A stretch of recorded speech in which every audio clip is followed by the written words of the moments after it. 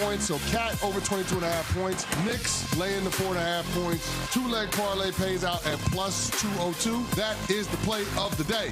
Brunson on the left angle for three and the tie. No good. Air ball saved by Hart. Up top, Towns for three.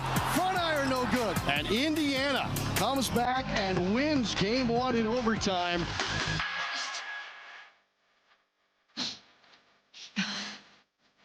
Okay, welcome to Who Knows How. We are on Sportsmanlike here on ESPN Radio, ESPN2. We are presented by Progressive Insurance. Along with Michelle Smallman, Chris Canty, Evan Cohen with you. I'm sorry, what? What happened last night? The New York Knicks blew a 17-point lead with 7 minutes to go. They blew a 14-point lead with 2:45 to go. They blew a 9-point lead with under a minute to go. And the Indiana Pacers, for the third time this postseason, came back from 7 or more in the final minute of the game to win 138-135 in overtime and take a 1-0 series lead over Nuno, our producers, New York Knicks in the Eastern Conference Finals. Good morning, everybody. It's a good morning for us because we're not Knicks fans. Nuno, how are we doing? Wellness check. Nuno. How do you guys think I'm doing? Like, truly, how do you think I am miserable, more than normal? Because it's just, like, let me preface by saying that. I tried to go to bed last night. I was angry. I woke up this morning angry. I'm still angry. Pat walked in here, made me even angrier. So, yeah, how do you think I feel, Canty? Not great, but your pain is our entertainment. And we're in the business of entertaining because we have a 4-hour radio show every morning. So Yeah. Nuno, should we run through some of the numbers to illustrate how improbable this Pacers win was? Maybe that'll make you feel a little better to think about what an outlier it was? Go ahead, Smalls. Go ahead. It can't get any worse. Maybe. Maybe. We'll see. Well, let me read you some of these numbers. So the Knicks, when they were up 14 in the fourth quarter, their win percentage peaked at 99.8%. You are at 99.8% win probability in the fourth quarter when you're up 14 late. Seems like a good thing. Okay. Pretty safe. So entering yesterday, teams that trailed by 9 or more points in the final minute of the fourth quarter or overtime in the playoffs, which is what the Pacers were, they were 0-1,414 since 1998. 1,414. Maybe just let Hembo stick to the numbers. It's hard. And now? What do you mean? And now? They're 1,414. That's so how bad. improbable it was. This is so bad. Keep going. No, that's it. There's more. I know, but you told me not to stick to the I was numbers. joking when Go you were ahead. stumbling. Jeez, I'm Go not ahead. allowed to make fun of you all of a sudden. No, you can. You definitely can. Keep going. Give me more. Go ahead. Yeah, I don't have more. You have them in front of you.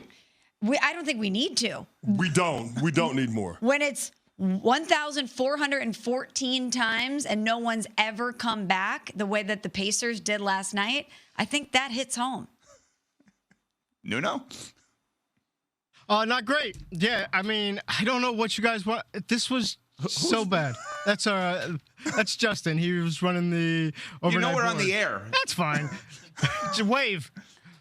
All right. Yeah, so hi. Okay, thanks. I'm just having a more. No, it was bad, and like there was just moments in that game, you know, as Canty is texting the group chat where you just know it's going to go sideways, right? There's as great as Jalen Brunson is, like there was a couple turnovers that. Pat, stop looking at me. There was a couple turnovers that, you know. You're a mess. I am a mess. See, this was a horrendous loss. This was a really bad loss. Nuno, do you think perhaps, as I suggested, the Knicks and their fans peaked too soon? The fans, okay, this wasn't the fans because the players said the right thing throughout this whole time. So it wasn't. That has nothing to do with the fact that they choked away a 14-point lead. You don't think maybe they felt a little comfortable, took their foot off the gas? Well, okay, that's a different story. Yes, that part they did, and the players said that. I think Tibbs said that after the game as well, that they slowed down a little bit, and they weren't playing with that pace and constantly attacking. And Nuno, we haven't even discussed this, the dagger. Tyrese Haliburton hitting you with the choke sign. How do you feel about that? Also, I want you to save it for the game winner, not actually forcing it into overtime, Tyrese. He thought it was the game winner. He thought it was. That was It's a bad job by him then. The stones by Tyrese Haliburton to have a clear path to the rim and say, nah, you know what? You know what I'm going to do? I'm going to go back to the three-point line and end it right now. Yep. The confidence in that moment. We keep talking about how clutch Jalen Brunson is. That dude, Tyrese Haliburton, we need to put respect on his names in terms of one of those guys that always comes through, has the confidence to take and make big shots. Yep. Because that's a shot that's hard to defend, not only to the media, to the fan base, but that's hard to defend by your coaches and to your teammates in the locker room. But yet Tyrese Haliburton didn't shy away from the moment, tried to call game right there in that moment. But you knew when that shot went in, even though they waved it off as a 3 and called it a 2, that it was going to be all Indiana in overtime. They had all the momentum on their side. You're talking about the Pacers in the final 2 minutes and 40 seconds of regulation, outscoring the Knicks 18-4. It was unbelievable. After Aaron Nesmith hits the first couple of threes, you would think that the Knicks would try to run out there, get a hand up on the closeouts, but they didn't. They kept letting them shoot. He kept making them. In clutch time, the Pacers made 7 threes, 6 by Aaron Nesmith. That is absolutely inexcusable. You talk about taking your foot off the gas, the Knicks got out of the car. It's an absolutely embarrassing performance, and it will go down as the Aaron Nesmith game, one of the greatest performances that we've seen in Madison Square Garden. Right there with Jordan's double nickel, right there with Steph Curry's 54, right there with LJ's 4-point play, right there with Willis Reed's Game 7. It is going to be the Aaron Nesmith game. That was unbelievable. I enjoyed watching every second of that game. Now, I hate it because I feel like it was a bad beat in a lot of ways. If Karl Anthony Towns and OG make those free throws at the end of the fourth quarter, maybe we're having a completely different conversation, but they didn't. The Knicks left the door open, and Indiana sprinted through it. I thought Steph and Clay were amazing last night. I mean, when Steph hit the final shot and Clay's hitting – oh, that wasn't Steph and Clay. No. That's what Haliburton and Nesmith were last night. The Haliburton play at the end, well, the end of regulation, when he did, as Smalls mentioned, the choke sign, when he's dribbling backwards, that's a Steph Curry play. Only Steph Curry is allowed to get away with that because of who he is. And Haliburton did it where it had the bounce on the back rim, Kawhi-style bounce, bounced up against the Sixers in the playoffs, and then went in, unbelievable. And then Nesmith is Klay Thompson. I mean, Game 6, Clay, Oklahoma City in 2016, right? When he was unbelievable against KD, it was ridiculous last night. The guy had 31 points, including 6 threes in the fourth quarter alone, 20 of his 31 in the fourth quarter. I mean, this is insane. I think we now have to ask the question, is this Indiana team just a team of destiny? We're on team of destiny. I mean, Smalls, they've come back from 7 or more in the final minute 3 times in the playoffs this year. No one else done it ever. It's insane. Evan, the last 2 weeks on this show, we've been asking the question, why is nobody talking about this Pacers team they may as be a just squad invincible that can win the Larry O'Brien trophy? Everybody was talking about how great of a story it is, the turnaround, 43-17 since January 1st, how they figured it out on the defensive end of the court. Didn't look like they played much defense last night, but needless to say, they got better in that regard. Yeah. We know that they are one of the best offensive teams, but everybody was dismissive of Indiana actually having a chance to win it all. Mm-hmm. People brought up the Knicks. People said the Wolves. People said OKC. Nobody thought the Pacers, even though they had made it to the Final Four, was a team that could actually get to and win the NBA Finals. I think people are singing a different tune this morning after what they saw in Game 1. Oh, no doubt. But I think that's because so many people don't view Tyrese Haliburton as that star, as that guy.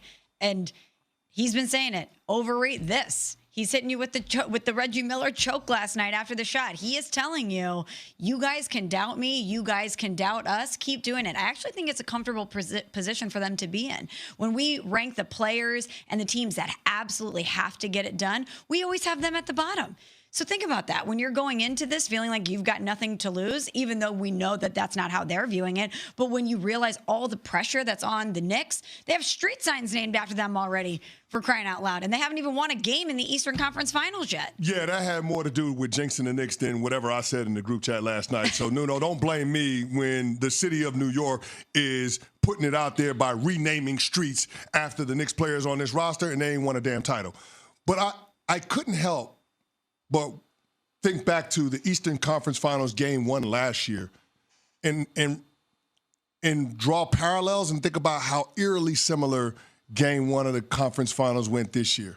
Now, oddly enough, the Pacers involved in both of them, but remember, the Boston Celtics were down 3 with seconds to go in that game against the Pacers. Jaylen Brown hits that corner 3, and away we go. The Boston Celtics steal game 1 on the way to sweeping the Indiana Pacers. Well, Indiana found themselves on the other side of it. And Smalls, you're having this conversation about Tyrese Haliburton, and it doesn't really feel like he's the guy. It doesn't really feel like Indiana has a guy. We had similar conversations about the Boston Celtics and who the lead star for that team was throughout the postseason last year. Maybe we're in a time and space in the NBA where you don't need to have the lead guy. You just need to have a few guys that are willing to make big shots. And that's exactly what this Pacers team is. I mean, think about it. We talked about Tyrese Haliburton. We talked about Aaron Nesmith. We didn't even get to Andrew Nembhard, who balled in overtime. I mean, you're talking about this dude scoring, 7 points in a matter of a minute and a half. It was unbelievable. So, I mean, they've got a bunch of guys that will take big shots and make big shots. They have the confidence based on the demonstrated performance.